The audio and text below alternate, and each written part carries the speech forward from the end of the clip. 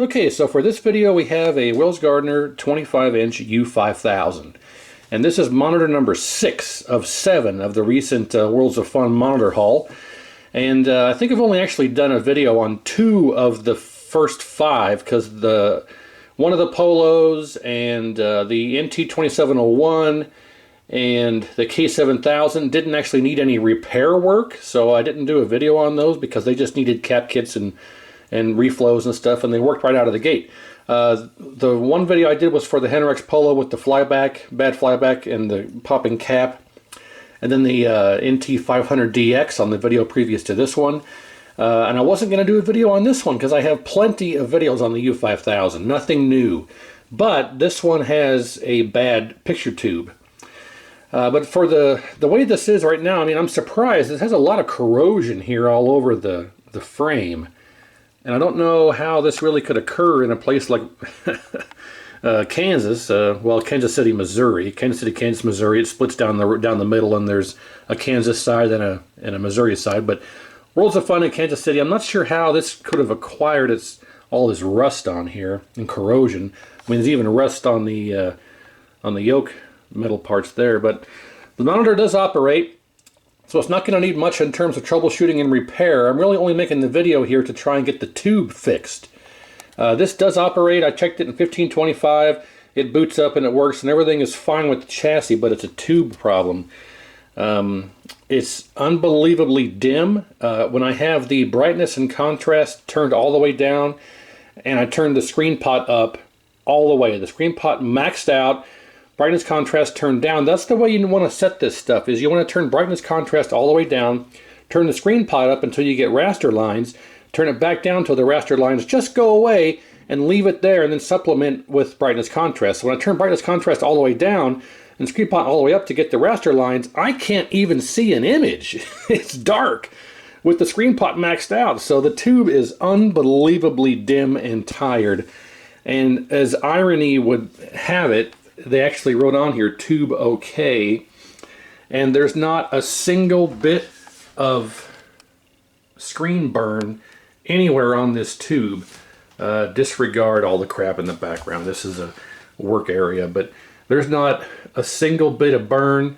This tube is in glorious physical condition. It looks like brand new off the floor. There's not a, I mean, it's beautiful. There's nothing wrong with it at all physically, no screen burn, it's gorgeous, but it's dead and tired. So I'm gonna get the camera set up here. Let's go ahead and turn the test pattern generator on, and let me get the camera set up, and I'll show you in real time how long it takes for you to even see anything. I have it set kind of pre-set up here to be at the best it needs to be. For instance, like I have the flyback, I think, maxed out, and then I have brightness contrast up as high as it will go before the colors start bleeding. So I turned everything up until the colors started bleeding, of indicating being set too high, and then turned it back down till the colors stopped bleeding to indicate where it should be set and left. And with those proper settings being set, let me show you what is going on. I need to get the tripod set up. Hang on one second here. I got ahead of myself. Okay, so tripod is set up here. Obviously lights are off so we can get an idea of a good black level here of when you can actually see the image.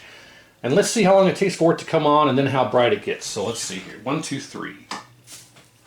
It comes right on. Amazing. The chassis is in good shape, but the picture tube is not.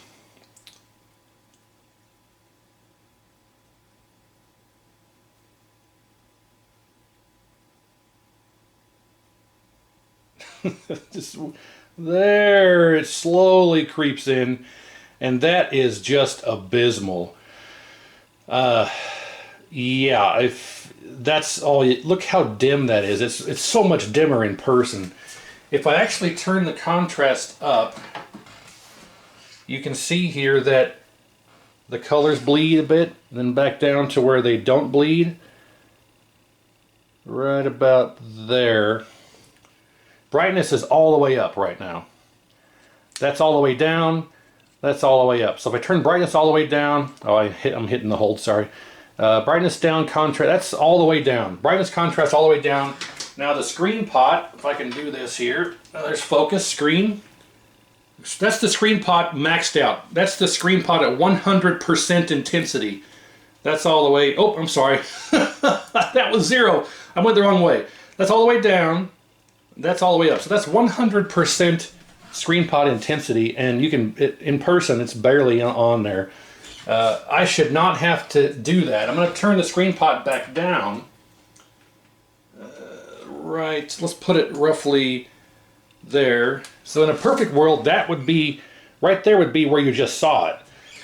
And then if I turn brightness up, that's maxed out and the background is not black, so we turn it back down till the background is black, roughly there. That is where brightness should be set, and it's barely, the image is barely there. Contrast, so right there is, yeah, it's, I mean, it's dim. Super, super dim.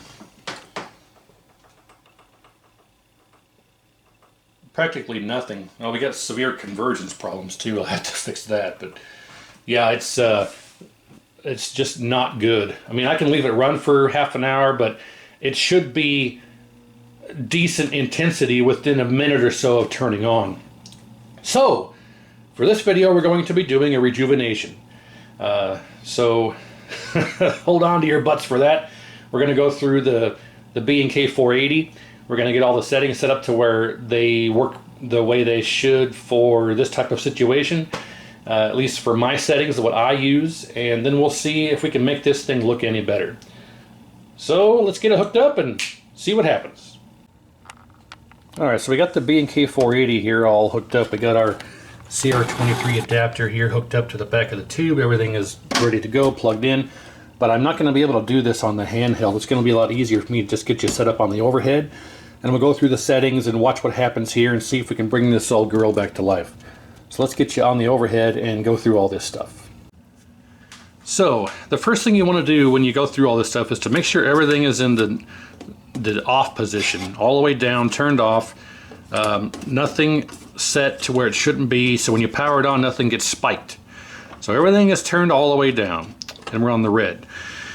Okay, so we want to set our heater range. 99.9% of CR23 tubes are all 6.3 heater voltage. So if we go to set heater, you can see that I'm currently at about, I'd say 5.4 on the range. So if we actually turn up our dial to get to 6.3, right there.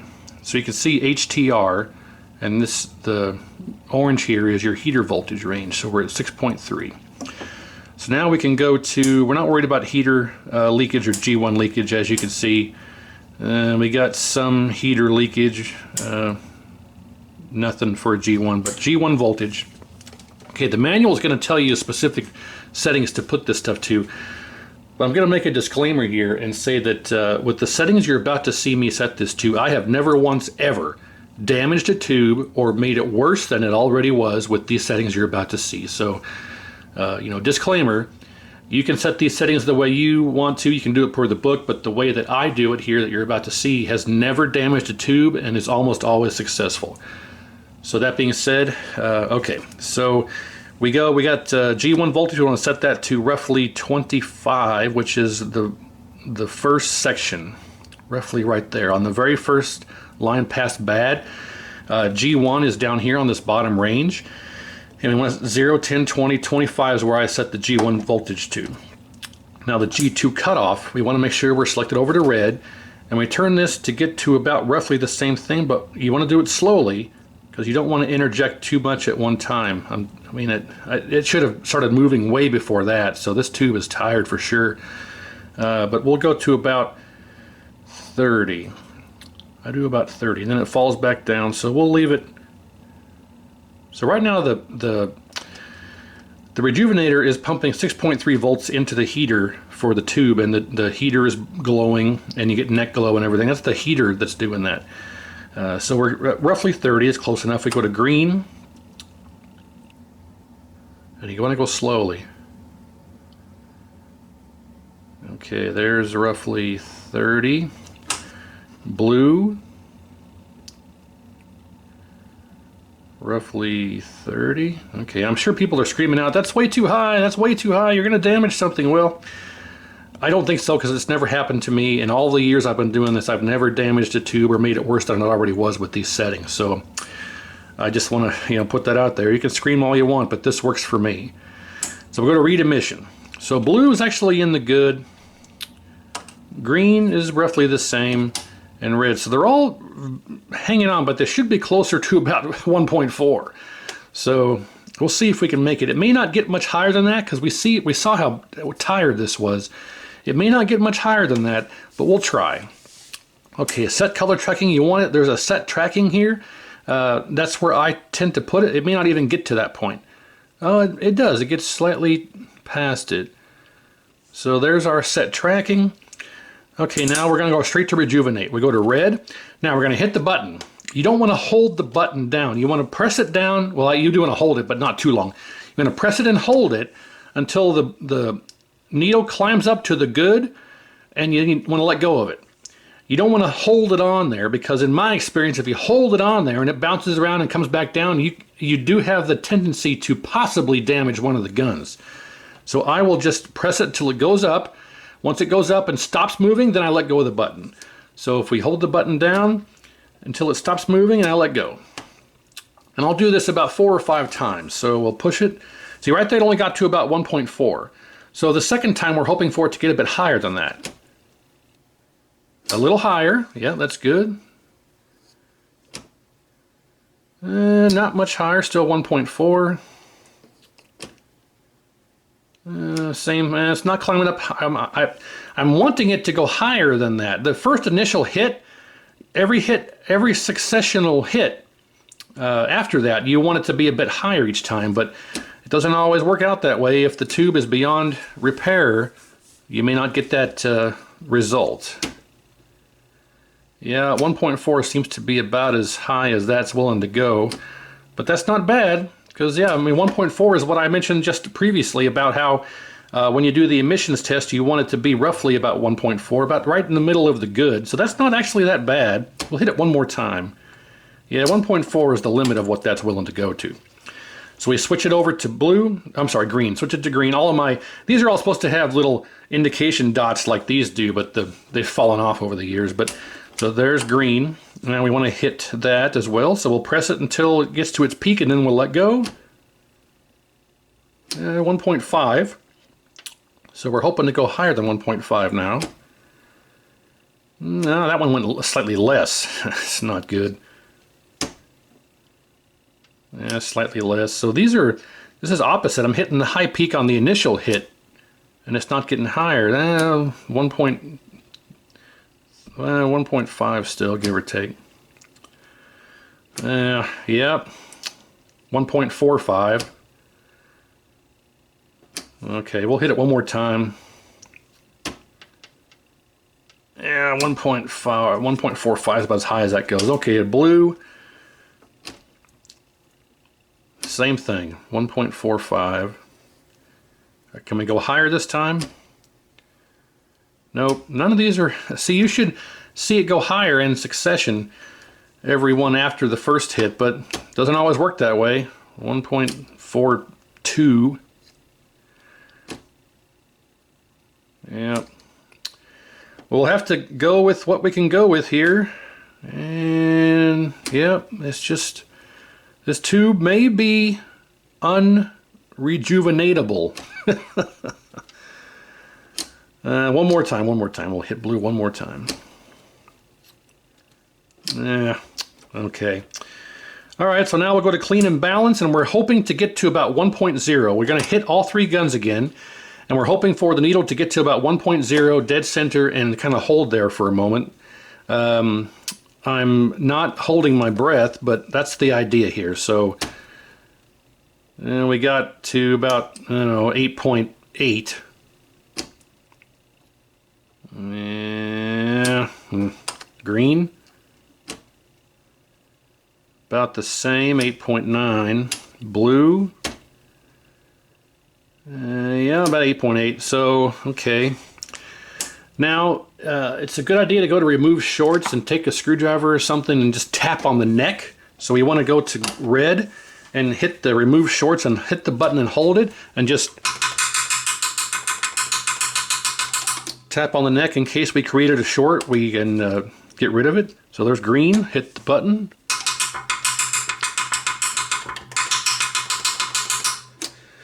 And blue.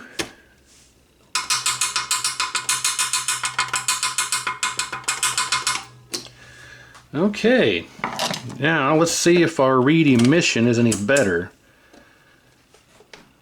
Yeah, slightly less, but that's likely because the heater voltage is, or the heater is now warmed up. Green, blue, they're all right there at the color tracking. Yeah, so that might be good actually. So there's blue right at the tracking. There's green and there's red right at the tracking. So that may be actually okay, but we're wanting it to be higher into the good, and it's going to creep up over time as you leave it on. But yeah, let's go. So G1 voltage or G1 heater leakage was always 0. The heater was a little bit high.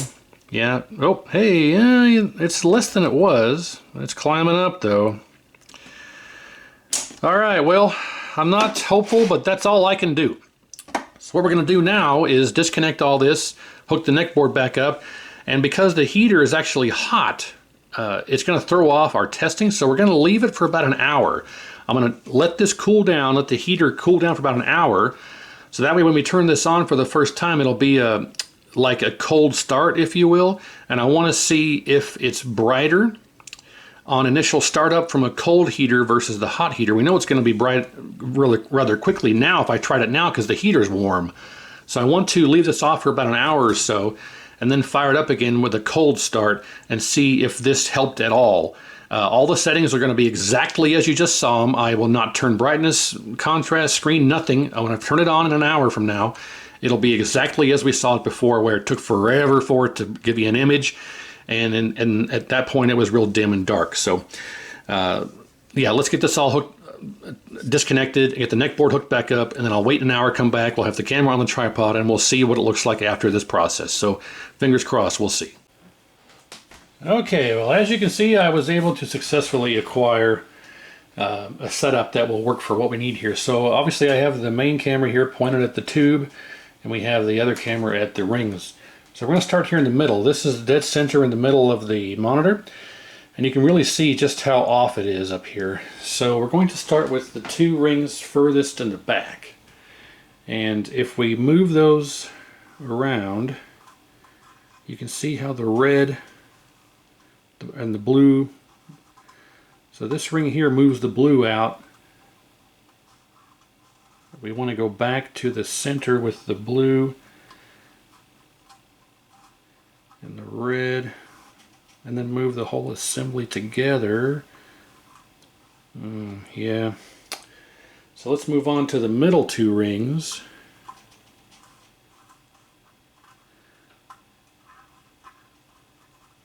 There we go.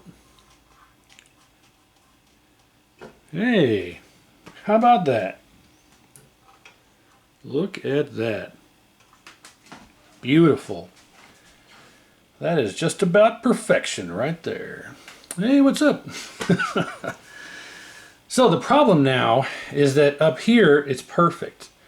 But as we scroll down here, you can see that it's not perfect. Up here it is, down here it's not.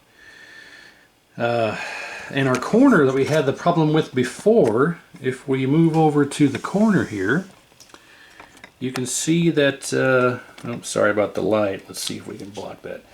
It's better, but we still have the problem where it's sagging down. So see, you can see how it's sagging down here, but if we go back to the middle, it's not. So that's where you have to come, where the convergence strips come into play. But let's see if we can fix this down here without affecting the top. I don't think that we'll be able to, but stranger things have occurred.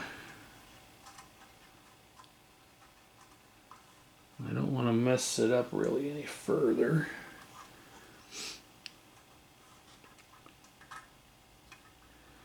Yeah, nope, there's just no way to really do it. Right there's about where you want to keep it for the top. You can see up here it's pretty perfect. But down here it's not. And I don't know if that's going to be a yoke problem. You can see just how difficult it is to really get this stuff figured out. And I forgot to mention that I removed the glue that was holding these rings in place with a little isopropyl alcohol. Spray some isopropyl alcohol on the rings and it'll get rid of the glue that's on there. Once you get everything set properly, then you can glue it back in place. But for now I got everything obviously broken free. And you want to be extremely careful because I don't know if you can see, but no you can't. Right up here, right here are the connections for the yoke winding, right under this cap. And a lot of tubes don't have a cap over that.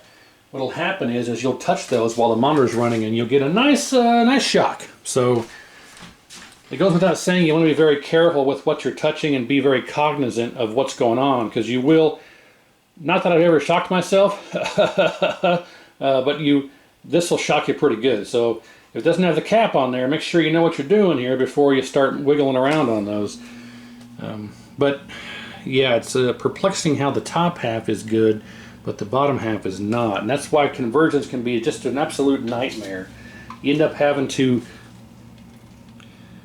See, I'm moving the yoke around here. You end up having to angle the yoke, move it around, up and down.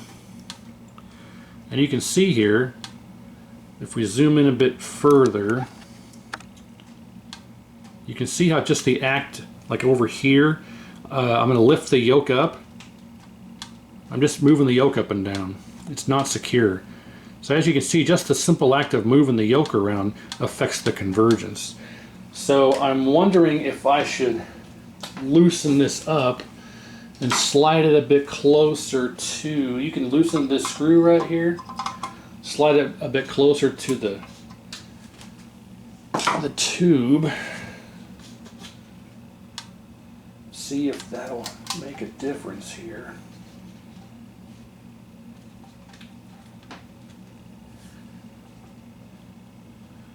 And not really, but that does help a bit. So let's tighten it back up like this. Oh, sorry, we're going to need to shove that, make sure it's aligned. And we're going to need to shove that rubber spacer boot back in a bit further down there to hold it in place. Okay, that's tight again. And we're going to have to shove this rubber boot a bit further down. There we go. That's good. And that's much better. Let's see if we can make it look even better.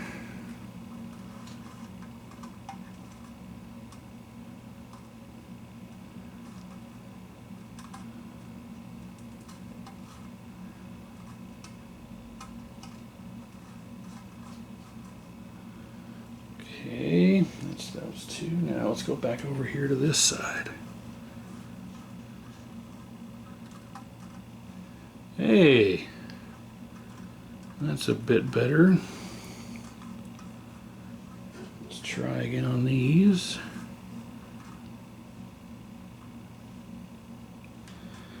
And we're looking pretty good there. Not perfect, but much better. And they're even still good along the top. Look at that, all the way up here. Not perfect, but much better.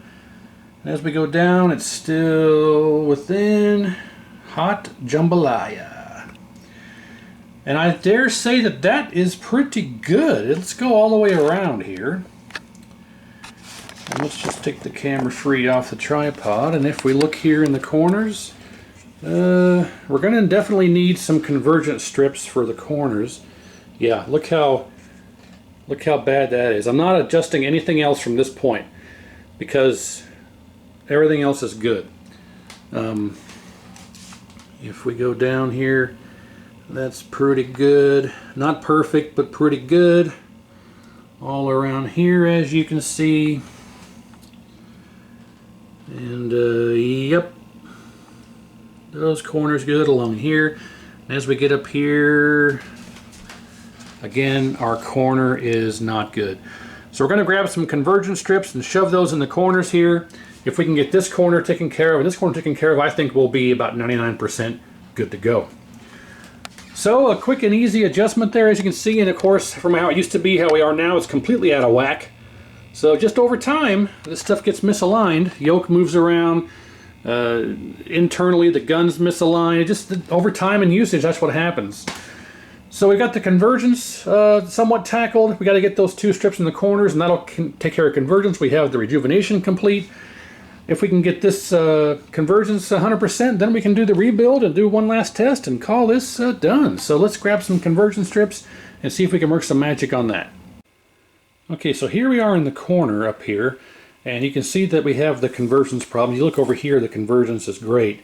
As you get over here, it's all messed up again. But it turns out that this monitor actually already had, I didn't even notice it till I went looking for it. It was, I'm sure if we go back and look, you can obviously see them, but this tube already had convergence strips on it, and it just so happened they had one in each corner. Now I took the tape off and I removed the convergence strip, and as you see, if I take the convergence strip out, it somewhat lines up. So this is the convergence strip that I removed that was in the tube already, and you can see just that the act of removing it made it much better.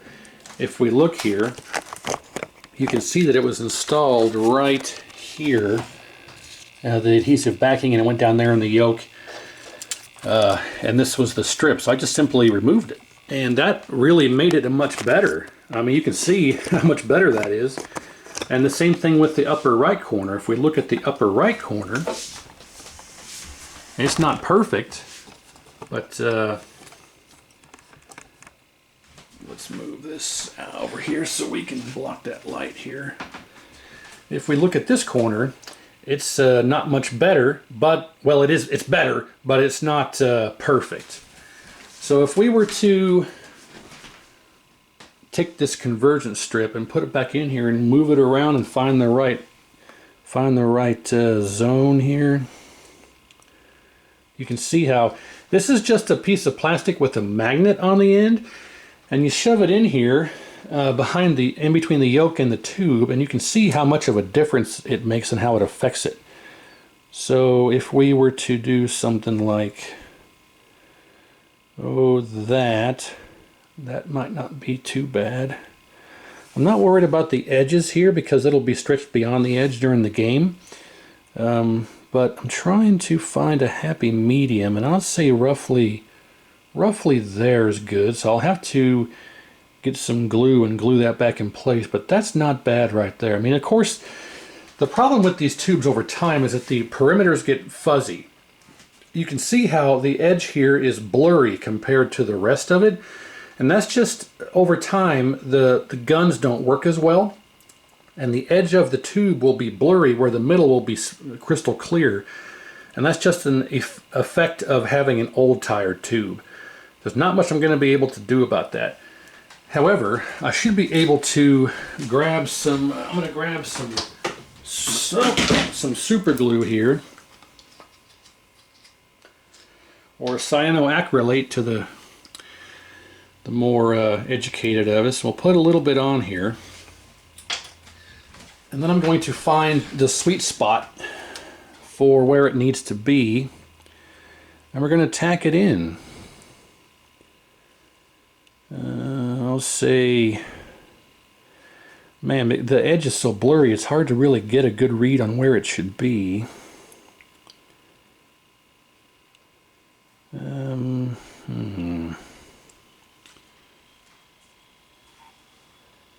Ah, there we go.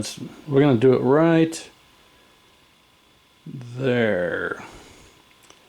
Right there. Call that good.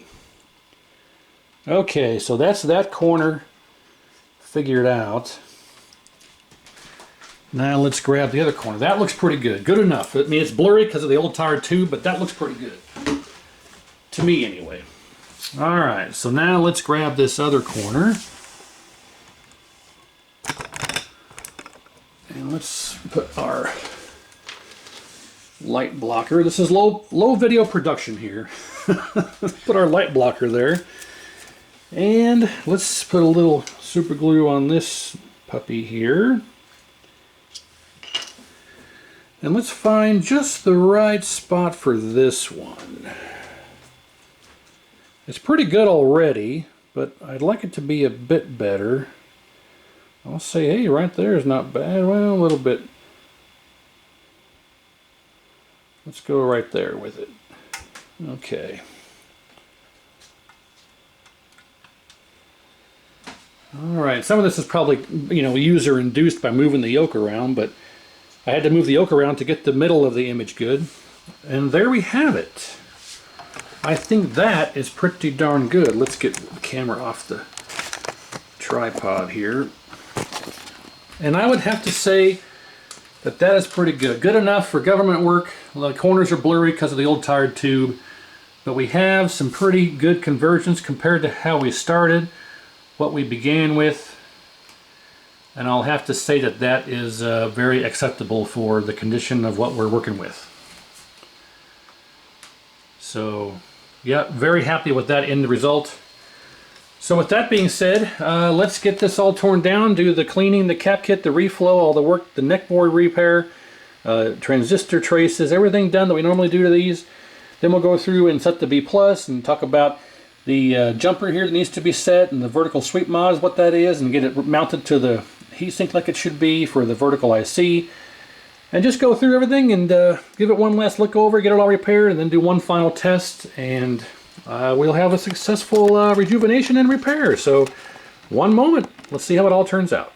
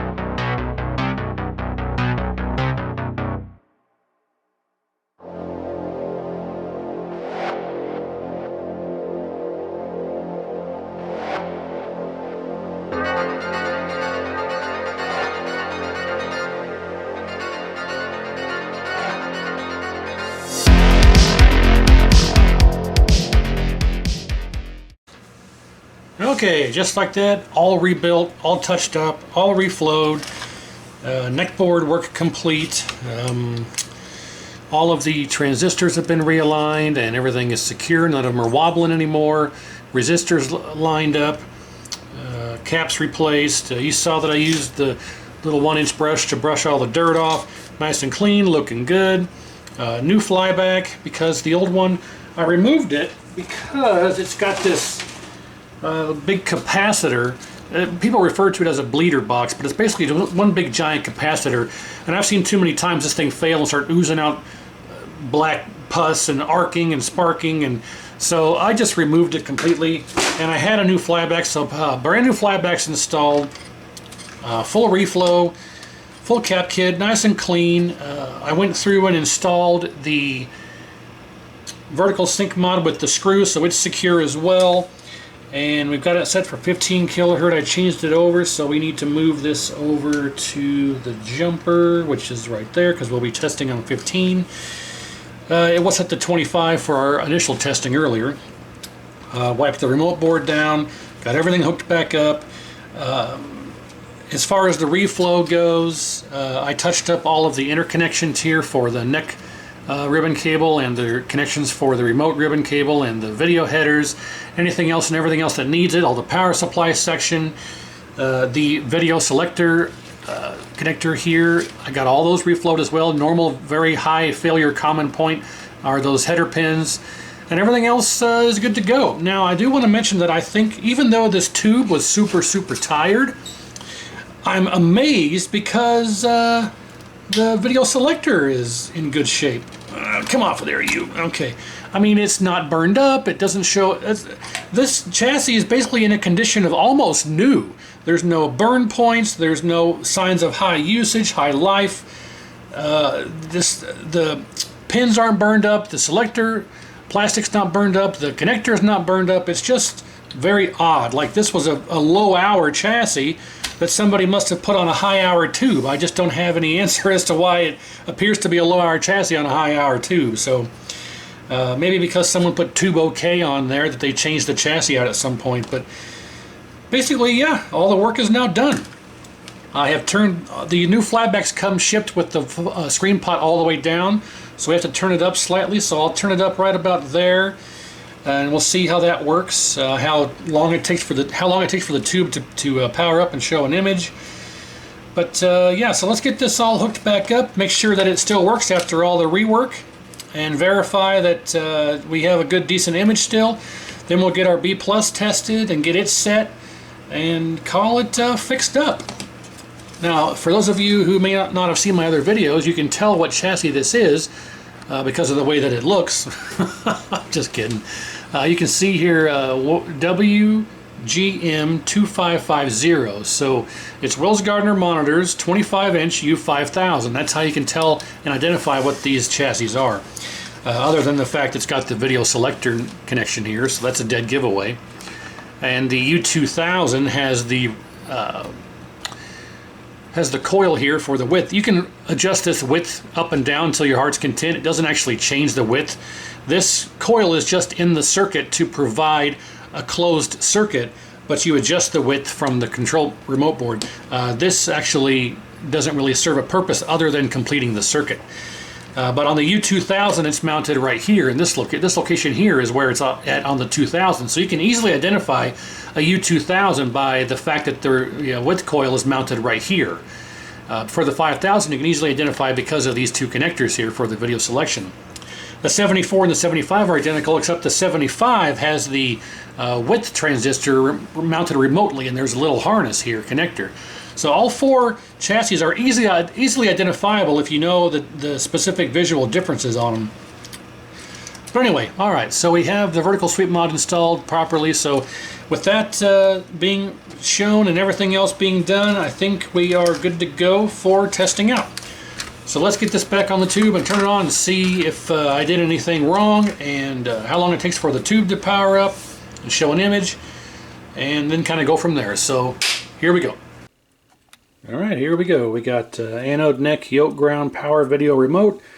We have a test pattern generator here set to standard res. I've got the jumper here selection correct. We've got selected to 15 kilohertz right there, standard res. Everything's hooked up and ready to go. We are set to measure our B plus to make sure it's 117. And where you measure that at on the U5000 here is there is a little test point there. You might be able to see there where it says B plus right there next to the cap where the little, I guess I'll just show it properly there. You see it says TP202 B plus. That's the test point for your B plus on the U5000. So let's get our alligator clip back on. There we go. Okay, so other clip goes to ground, which is on the tube, the DAG ground there. So we're hoping it's around 117 because they got all the glue on the pot. I'm not sure if I'll be able to break all that loose. You usually can't do that without busting the pot, so I've been lucky in the past. But okay, let's turn the TPG on and let's make sure nothing blows up. No caps in backwards, nothing is bad from my rework. And we're looking for 117 and we're looking for an image and we'll see what happens here. 1, 2, 3. Okay, it comes right on. That's a good sign, and we're at 116. I'll say that's fine. Let's see how long this takes here. Focus, come on.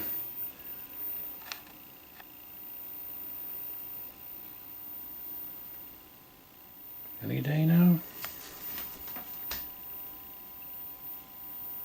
Well, we're getting a picture and it's rolling. Let's do vertical hold. Oh, we're going to have to do H hold here. Hang on, H hold. Why are we out of sync?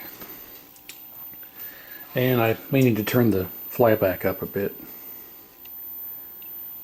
And the camera needs to focus. So, why? There we go. Okay. Jeez. Yeah, I'd say we need to make some adjustments here. Okay, so brightness and contrast all the way down. Flyback up to roughly there. And contrast and brightness again.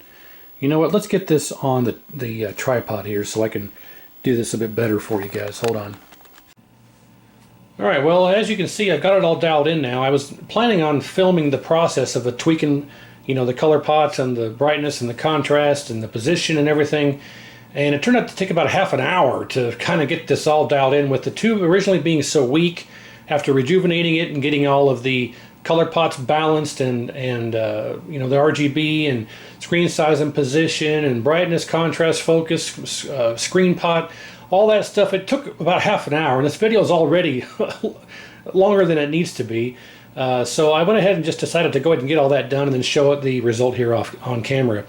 But it's still a bit blurry around the edge, but that's just, like I say, that's a fault of the weak tube, and there's only so much that I can do. The center, roughly, I'd say maybe 3 inches all around is a bit blurry, but the middle portion is crystal clear. So there's not going to be anything I can do about that. It's just a fault of the weak picture tube. But for what we ended up with, I am happy compared to the beginning. So as you can see, here's the main page. If we go to the rest of the images here, there's our checkerboard pattern. And it's crystal clear. From all about this much of the screen is crystal clear, and the outside is blurry. But even the K7000s do that. All these RCA, I'm sorry, not RCA. All these Philips tubes are like this. It's just a byproduct of weak color guns. But as you can see going through here, it's pretty darn good compared to what we started with.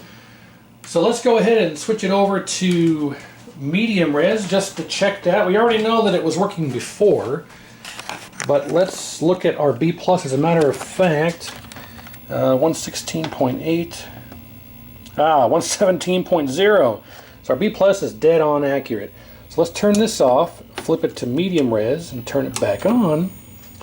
Oh, we need to, I forgot to swap all this over because I'm a numbskull. That's why it's the amateur channel. So this needs to be on the empty pin. You see that there's a wire in this pin, and this pin has an empty black wire. The empty black spot needs to be connected to that header pin here, right there, for the 25 kilohertz operation and hooked up to the wire for the 15 kilohertz operation. Get off of there, you stupid. There we go. So there's a little diagram here. You see that the wire needs to be plugged in for the 15 kilohertz and not plugged in for 25. So that's how that's supposed to be set on the vertical sweep mod. Then we can move this jumper from the 15 selection over to the 25. There we go. Now let's get this back up and see how that turned out here. So let's turn on the TPG, unplug the light, and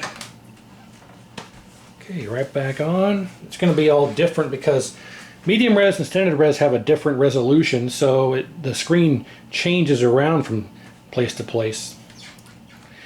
Still a bit slow to come on, but like I say, we're much better than we were. So H position, right about there, and width is pretty perfect. Vertical size, yeah, there you go. We're medium res working and looking just as good.